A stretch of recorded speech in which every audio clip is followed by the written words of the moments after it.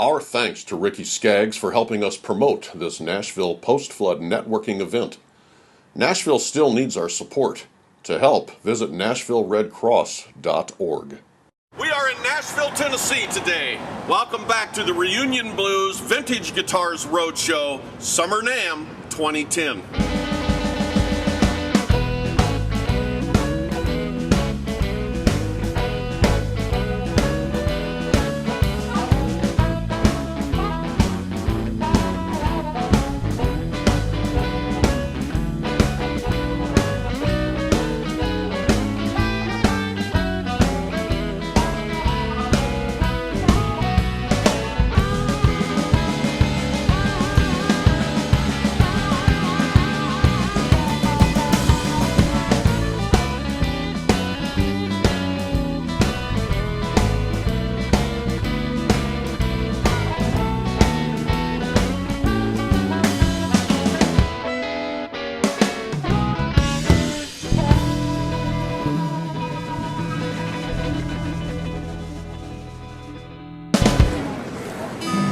Our first instrument to be appraised was a Gibson J-45, with more modifications and tweaks than we have seen in a very long time, but it's still a great guitar.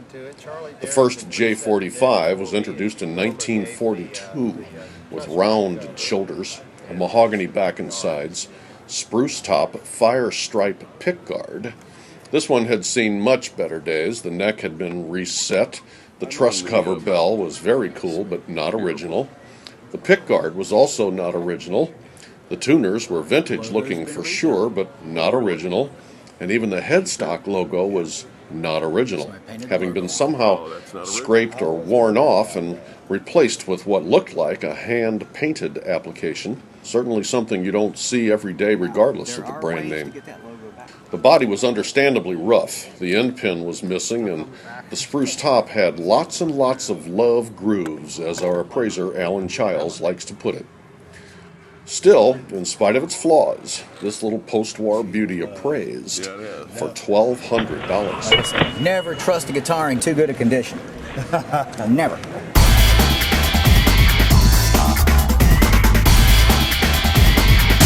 Our next instrument was this 1966 Fender Mustang. The first Mustang was released in '64 on the coattails of the Ford Mustang that was taking the country by storm back then. This guitar was brought to market as a less expensive offering, a natural progression from the earlier Music Master models. It featured a new tremolo designed by Leo Fender, a dynamic vibrato tailpiece with floating bridge. The original models were produced with slab bodies and then changed in the '70s to a contoured body. Competition models were introduced in '69 and ran through '73 with racing stripes. They also came with two different size necks, the A size being smaller than the B designation, which was a standard size. The first thing our appraiser questioned here was the natural finish on this guitar, because the earlier Mustangs only came with opaque painted bodies. Not a good thing, because even if the original finish was in bad shape, the guitar would still be worth more than it is now. The tremolo was missing the whammy bar, not a big deal since this is easy to replace, but another unfortunate modification had to do with the electronics. This is an original. This appears to be an original pickup. I'd have to pop the thing to really tell you. This is definitely not original. As are your mini Vegematic switches here are not original to the instrument. There were originally black sliders. And this, of course, is not original added. We don't know what it does. Don't know what it does. I mean, it could be anything. Yeah. Could be a kill. The tuners were original and very nicely worn, very smooth, with what's called the F-Series plate covers still intact. This is a very nicely aged maple neck in the standard B size and straight as an arrow, and it plays like butter. Another somewhat unfortunate modification was this homegrown hand etching of additional numbers for reasons unknown, perhaps personal identification. All the decals and logos were in good condition. The rotary controls were original and worked perfectly. The metal hardware was also in good condition, a little worn and tarnished, but that was to be expected. The rosewood fretboard was tight and smooth, with pearl dot inlays intact, and the frets were broken in really nice. The string tree was a little rusty, but still hanging in there. In the past, we have seen original Mustangs sell for upwards of $1,800. This one had a few too many modifications, however, but it still managed to get an appraisal here for $500. And regardless of the value, it's still got a cool factor of 10 to the guy who brought it in.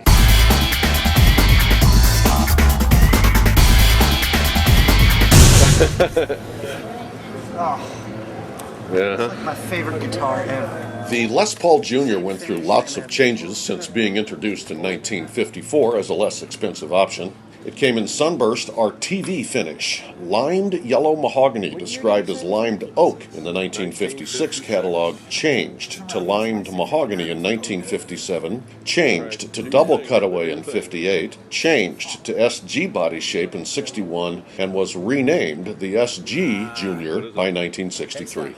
This one is a 56, and the first thing our appraiser caught was the fact that somewhere along the line the headstock must have snapped off, and while very well done, the repair job was chalked up as a reduction for the value. But nobody cared because this was such a wonderful sight to behold. The body is slab mahogany construction finished with two-tone sunburst with limed mahogany center and a single P90 dog ear soap bar pickup and a wraparound stop tailpiece. Also, a set neck made of one-piece mahogany construction and an unbound rosewood fretboard with pearl dot inlays.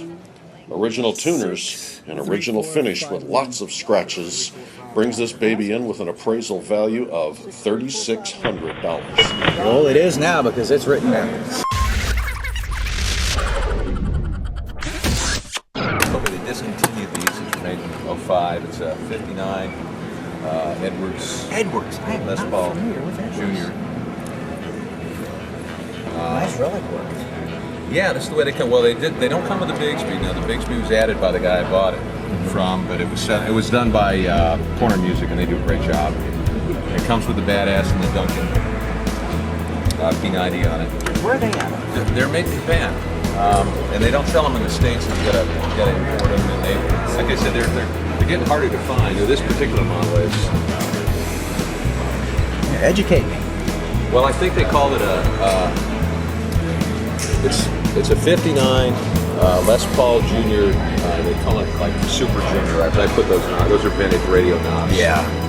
They come with the black little shiny top hat knobs. Yeah. Didn't look.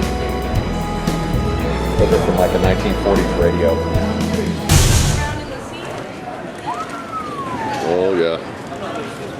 Ladies and gentlemen, there inevitably and thankfully comes a few precious moments during these road shows when really, really vintage instruments come out of the woodwork, and this is one of those golden moments. The National Duolian Resonator Dobro was introduced in 1930. This particular piece is a 1934, a fantastic sounding single cone resonator instrument with a steel body and bolt-on wood neck. It's like a harmonica with strings, man. It's sold new for $32.50. The 1930 models had what is called flat-cut F-holes, but by 33 they upgraded to rolled cut, like you see here. They also started out with a 12-fret neck, but switched to a 14-fret like this instrument in late 1934. The 1931 models replaced the Duolian headstock decal with this stamped logo, and the peg head started out with slotted design like this one, and changed to a solid piece of wood in 1936. Most were produced with this crystalline-looking paint in greenish gray, a few with a painted walnut grain finish. This one had the original tuners and a trapeze-style nickel tailpiece that appeared new at first because it had been highly polished, so we had a lively debate over that one. The owner had other accessories, sometimes called case candy in the vintage guitar business, like this old carrying case, this vintage rope strap, and this steel nut riser that was designed to fit over the original nut to bring the strings up higher off the neck for playing the guitar as a lap steel. We were indeed sad to see this one go, and the appraised value for this great old instrument pretty much speaks for itself. You just saw some classic guitars that have a new lease on life. We believe that guitars need to be played, not stuck away in the attic. Reunion Blues and Premier Guitar Magazine are sponsoring this Vintage Guitar Roadshow to help you gain a sense of current market value for unused guitars with free appraisals. So you can turn it into cash and pass it on to someone who might actually play it. What's in your attic? What's it worth? This video is designed to help you do just that, and to get guitars back into circulation where they belong. So let's go to part 2.